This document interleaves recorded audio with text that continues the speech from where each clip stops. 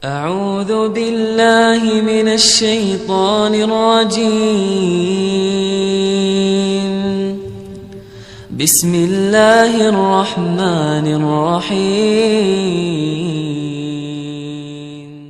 السلام عليكم ورحمة الله وبركاته. الحمد لله الذي كان بعباده خبيرا بصيرا. تبارك الذي جعل في السماء بروجا وجعل فيها سراجا وقمرا منيرا. أشهد أن لا إله إلا الله وأشهد أن محمدا عبده ورسوله الذي بعثه بالحق بشيرا ونذيرا. اللهم صل على محمد وآله وصحبه وسلم تسليما كثيرا. الله أكبر الله أكبر الله أكبر الله أكبر الله أكبر الله أكبر الله أكبر الله أكبر الله أكبر. لا إله إلا الله والله أكبر ولله الحمد.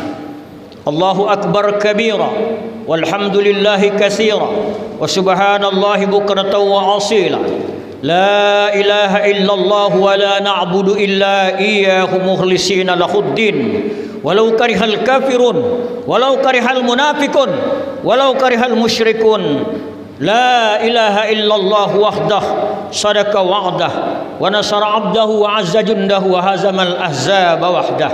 لا إله إلا الله والله أكبر. الله أكبر ولله الحمد. اللهم صل وسلم على محمد وعلى آله وأصحابه ومن تبعهم بإحسان إلى يوم الدين. أوصيكم وإياي بتقوى الله لعلكم ترحمون. قال الله تعالى في كتابه الكريم: أعوذ بالله من الشيطان الرجيم. يا أيها الذين آمنوا اتقوا الله حق تقاته ولا تموتن إلا وأنتم مسلمون.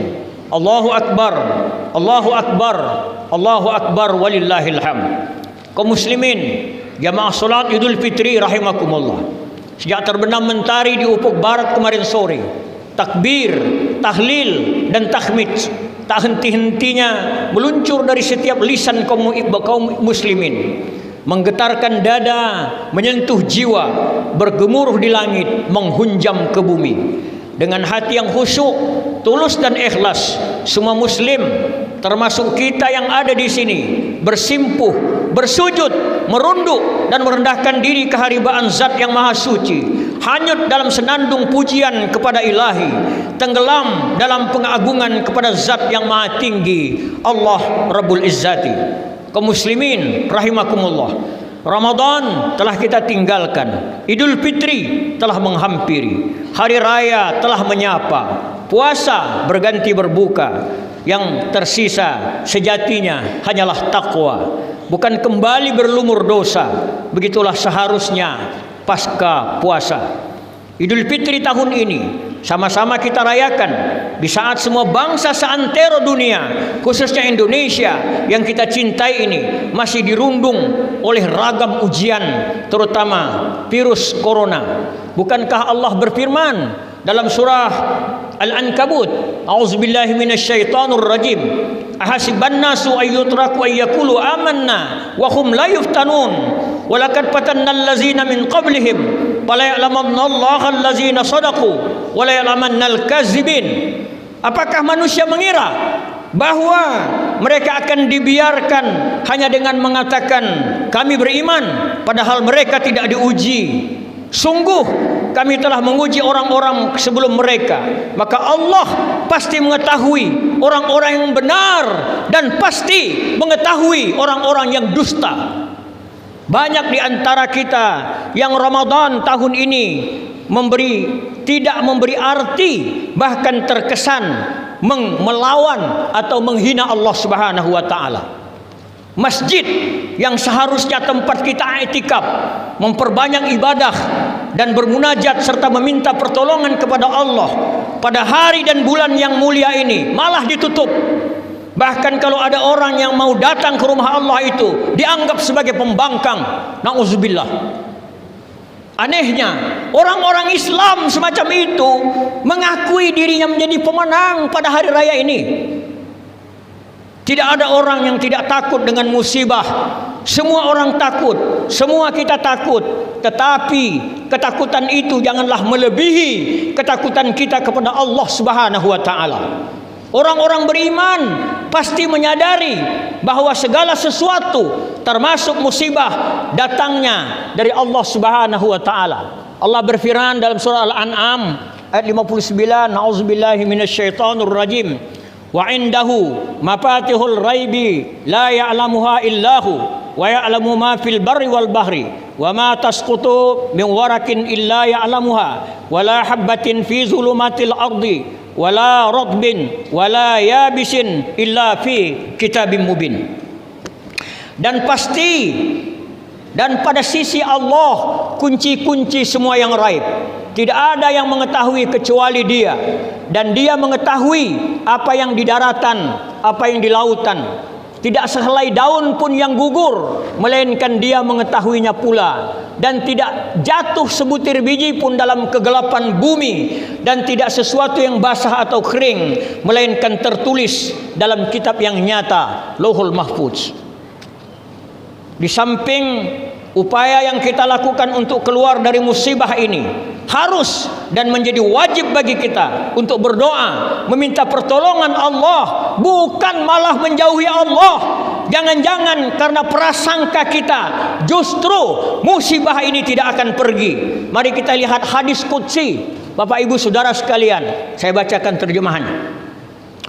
Dari Abu Hurairah radhiyallahu an, ia berkata bahwa Nabi sallallahu alaihi wasallam bersabda, Allah taala berfirman, aku sesuai persangkaan hambaku, aku bersamanya ketika ia mengingat aku.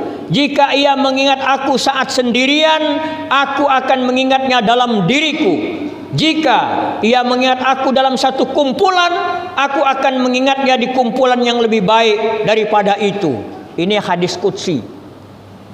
Jamaah salat Idul Fitri yang dirahmati Allah, dari pengalaman berpuasa sepanjang hidup kita, baru kali inilah Ramadan yang sangat memprihatinkan. Kita lalui hari-hari Ramadan jauh dari keceriaan, tidak seperti tahun-tahun sebelumnya.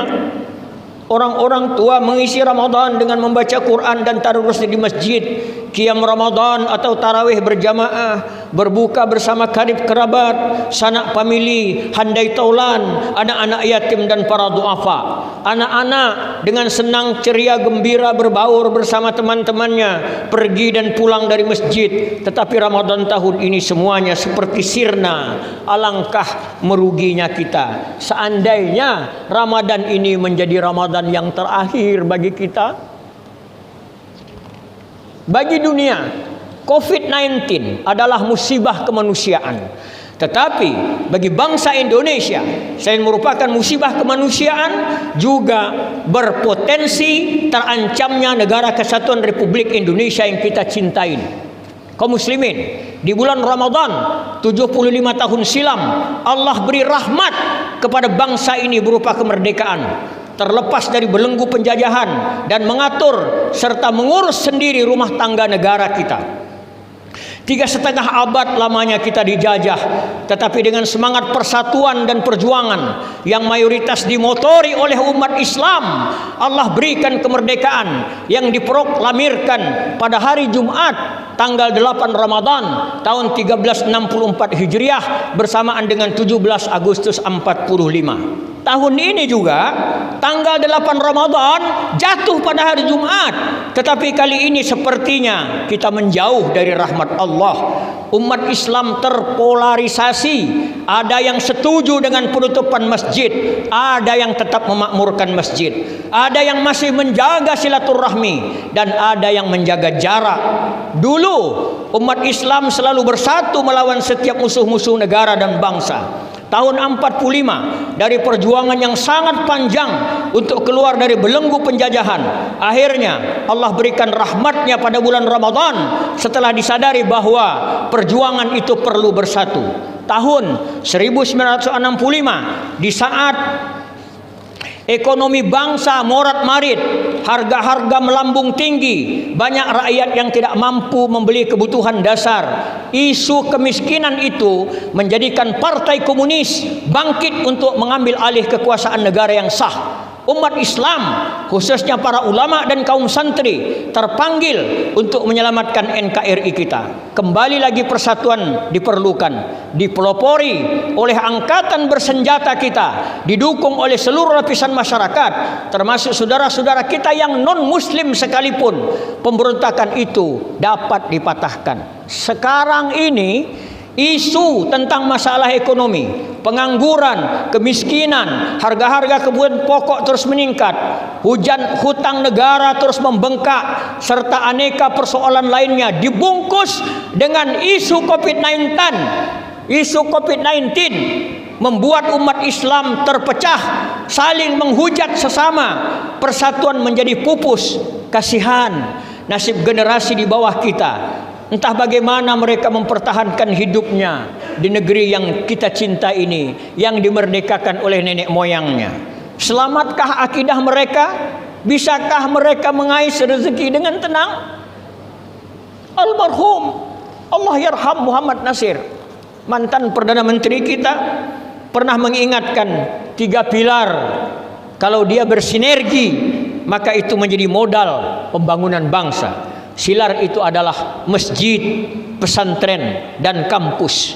Bila 3 pilar ini kokoh bersatu, insya Allah Indonesia sustainable, tidak akan mampu diserang oleh musuh-musuh dari luar. Tetapi hari ini Bapak Ibu sekalian, dengan isu COVID-19, masjid banyak ditinggalkan umat. Santri banyak yang tertuduh corona. Jamaah-jamaah pengajian dituduh corona, padahal orang lain tidak pernah dituduh. Mengapa semua ini terjadi? Dan mahasiswa, suaranya hari ini hampir tidak terdengar. Padahal mahasiswa yang mempelopori jatuhnya Orde Lama, mahasiswa juga mempelopori reformasi. Tapi hari ini mahasiswa terkunci agak-agak. Mengapa semua ini terjadi di kalangan umat Islam? Ada 2 kata yang mirip kalau diucapkan, Wuhan dan Wuhan. Adalah Wuhan, ibu kota provinsi Hubei Tiongkok. Pada akhir tahun lalu Allah turunkan musibah berupa corona. Dari situ terus menyebar ke banyak negara dan bangsa, termasuk Indonesia. Musibah ini tidak hanya merenggut korban jiwa, tetapi di balik musibah ini ada potensi musibah yang lebih berbahaya, yakni rapuhnya persatuan sesama anak bangsa yang berakibat berantaknya NKRI. Selain itu, bagi umat Islam, khususnya generasi pelanjut, akidah mereka akan terancam. 14 abad yang silam, Rasulullah pernah mengingatkan bahwa suatu saat umat Islam akan dihinggapi oleh penyakit Wuhan, hampir sama dengan kata Wuhan. Hadis Rasulullah dari Sauban, ia berkata bahwa Rasulullah SAW bersabda, hampir saja orang-orang kafir mengerumuni kalian dari berbagai penjuru, bagaimana mereka berkumpul menghadapi makanan dalam piring. Kemudian seorang bertanya, katakanlah wahai Rasulullah, apakah pada saat itu kami sedikit? Rasulullah berkata, kalian banyak, tapi banyak kalian bagaikan sampah yang dibawa oleh air hujan. Allah akan menghilangkan rasa takut pada musuh kalian dan akan menimpakan dalam hati kalian penyakit Wuhan. Kemudian seorang bertanya, apa itu Wuhan ya Rasulullah? Cinta dunia dan takut mati.